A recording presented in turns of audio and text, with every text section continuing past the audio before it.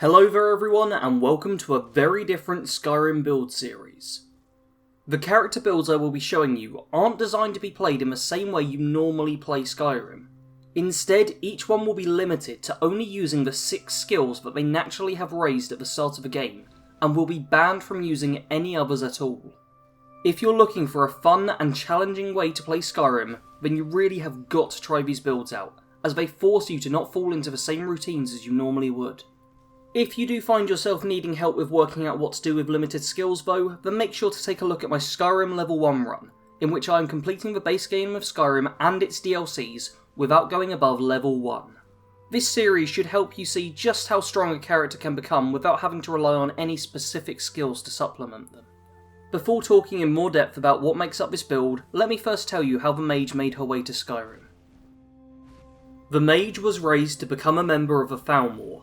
She was taught their ideals and had her magical skills cultivated until she was a powerful sorceress in her own right. She was equally skilled in every school of magic, and her superiors assumed that great things would come from her. Their pride in her abilities made them blind to what was actually taking place though. She had never fully understood why the Thalmor was so aggressively trying to take control of the world and take over the races of man. To her, it was clear that the human races were not to be underestimated, and yet this was what those around her were constantly doing. She knew that this mindset would only lead to the inevitable downfall of her race, and eventually she decided she couldn't just sit back anymore. At first she tried individually trying to convince people of her points, only talking to those she knew she could trust in the hope that they would listen and understand the truth. As she starts gaining people to her side though, it becomes difficult to hide her actions from the other Thalmor, and it is not long before she is confronted for speaking out against the Order. A trio of Thalmor agents break into a small gathering she had organised and demand that she come with them for interrogation. Instead, she tries to explain to them of why things have to change, to convince them of how to make a stronger empire by working with others instead of against them. The agents don't even bother verbalising a reply, instead just sending forth fire and lightning from their hands, targeting the Mage. She is able to create a ward in time to shield herself, but this spark of violence causes the others in the room to start attacking the Thalmor, be it by magic or even just with their bare hands. None in the room came close to the skill the Thalmor agents possessed, but they had numbers on their side, and were able to swarm the trio and take them down. In the scuffle, at least 4 of their own had died, their skin burnt and scorched, and they all knew they had to flee, lest they suffer the same fate. Their escape is a tragic one though. It turns out that there were more Thalmor waiting outside, and as soon as they opened the door, even more of them were cut down. Fighting through the corridors, the Mage ran as fast as her feet could carry her, until she eventually realised that she was alone, with neither friend nor foe around her. Over the following weeks, she makes her way off of the Somerset Isles, and is able to escape to Cyrodiil. She has to stay off the roads as much as possible, but one night, whilst walking through the woods, she sees a large man sitting by an unlit campfire, clearly struggling to create a spark. Walking over to him, she offers to lend a hand. The man had a shocked look on his face. He was a burly and bearded Nord, and she assumed that he had never dealt with an Outlaw before who showed the slightest bit of kindness to him. After convincing him that she was friendly, and lighting the fire with her magic, she takes a seat next to him. Over the course of the night, several others will join the pair around the campfire, but those stories will be for other days. For now, all that matters is that she will end up travelling with the group to the border of Skyrim, but in the chaos of the ambush that takes place, she loses track of the others and is knocked unconscious, only waking up sometime later on a cart headed for Helgen. The skills available to the Mage are Illusion, Destruction, Restoration, Conjuration, Alteration, and Enchanting.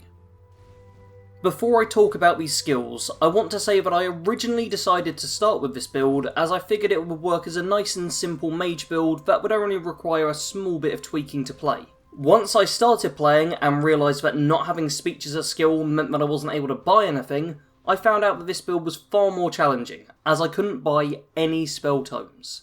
This means if you're going to play this build in the full challenge mode like I did, then you will have to make full use of every spell you have in your arsenal, no matter how weak or useless you would normally view it as being. With that out of the way, let's talk about the skills we actually do have. Illusion is the highest base skill we have, starting at 25. In addition, High Elves start the game with a Fury spell, immediately giving us an illusion spell that will help us out significantly throughout the game. Whenever we are facing groups of enemies, a couple of well-placed Fury spells can thin out the ranks enough for us to finish off the rest of them. Destruction is going to be the skill that lets us deal direct damage. Ideally, I had wanted to get the Impact perk and treat this build more like a standard Destruction Mage, but for that I would have wanted Apprentice or Adept level spells, and I was only able to get my hands on Novice level. If you end up getting stronger Destruction spells, I would recommend leveling it rapidly to 40 so that you can become a stagger locking machine. Restoration has possibly the most helpful overall perk for this entire build, Recovery.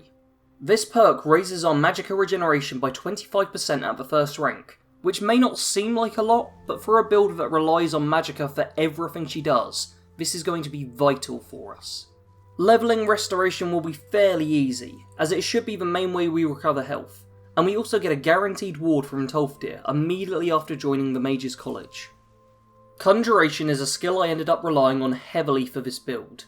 We are incredibly weak to attacks, so being able to summon a creature to draw the enemy's focus away from us is critical. In addition, Conjuration spell tomes are going to be the easiest to obtain thanks to the Action Arc Forge. I will go into more detail about this later on though. Alteration functions as a mix of a defensive skill and general use skill for us. If we come across any flesh spells, then we will be able to give ourselves an armor rating and help keep ourselves alive. Try to be creative with the spells of this school, as they can prove more useful than you would first expect. I personally found that both Mage Light and Telekinesis came in handy for disarming various traps from a safe distance. In terms of perks, I would recommend ultimately going for Magic Resistance, as this is great for any build, and also for Mage Armor if you get your hands on some decent flesh spells, but neither of these really need to be prioritised. The final skill of this build is Enchanting. This skill will be of little help early on, but once you raise the skill up nice and high, it will let you enchant various pieces of equipment with bonuses to buff you as a mage. In order to raise this skill, make sure to pick up every soul gem you come across, and also every dagger you see. Enchanting daggers is a great way to rapidly raise the skill, as you can store your filled soul gems and unenchanted daggers away for a huge power enchanting session whenever it's needed. The standing stone for this build will be the Mage Stone. This fits perfectly with the build, as it will level us up 20% faster, due to it governing all the skills that we use. I didn't switch over to any other standing stone whilst playing, as it is more important for us to be raising our skills than it is to have a small buff from the other stones. The main power for this build will be Highborn. 25 times faster magic regeneration essentially just means that our Magicka bar will come back in a second or two, even if fully depleted. For a pure mage build, I shouldn't have to tell you how critical this is. Keep in mind though that, as a racial power, it will only work once per day, so you can't just endlessly spam this during a fight.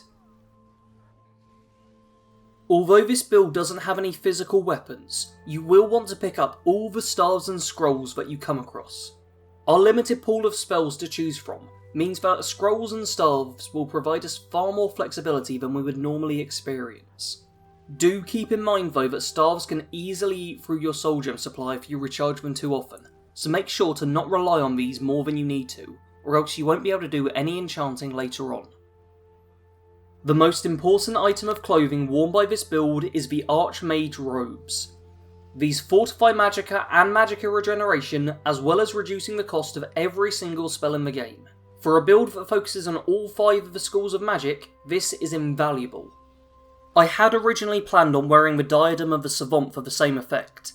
Sadly, I realised too late that the diadem counts as light armour, and therefore cannot be used if going for the challenge element of this build. Instead, I enchanted my own circlet to wear, as well as a ring and Thalmor gloves.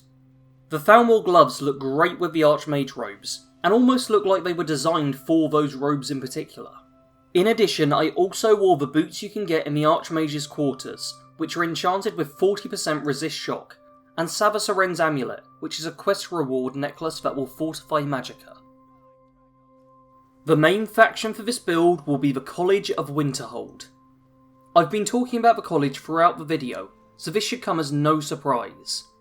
I was able to complete the College of Winterhold questline by the time I was level 16, so it's one that can be dealt with fairly early on too, and which will grant you a ton of great items to complement the build. Followers can be incredibly helpful for this build. We can't afford to be targeted directly by the enemy too often, so having someone else acting as a meat shield will help keep us alive. I would recommend going for one of the college apprentices as your main follower to stick with the theme of the build, but right at the start of the game, feel free to just pick up Faendal or Sven for a quick helping hand. The Mage will play very differently depending on what spells you happen to come across. I personally didn't find too many spell tomes while travelling, so I ended up relying heavily on the Conjuration spells I was able to access through the Actionarch Forge. By going to the Midden early on, I was able to get my hands on powerful spells far earlier than would be expected. I'll leave in the description some of the best recipes for the Actionarch Forge, so you know what items to keep an eye out for. This build will reward players who are versatile and can adapt to the situation. You can't treat every engagement the same, as certain enemies will be able to counter you.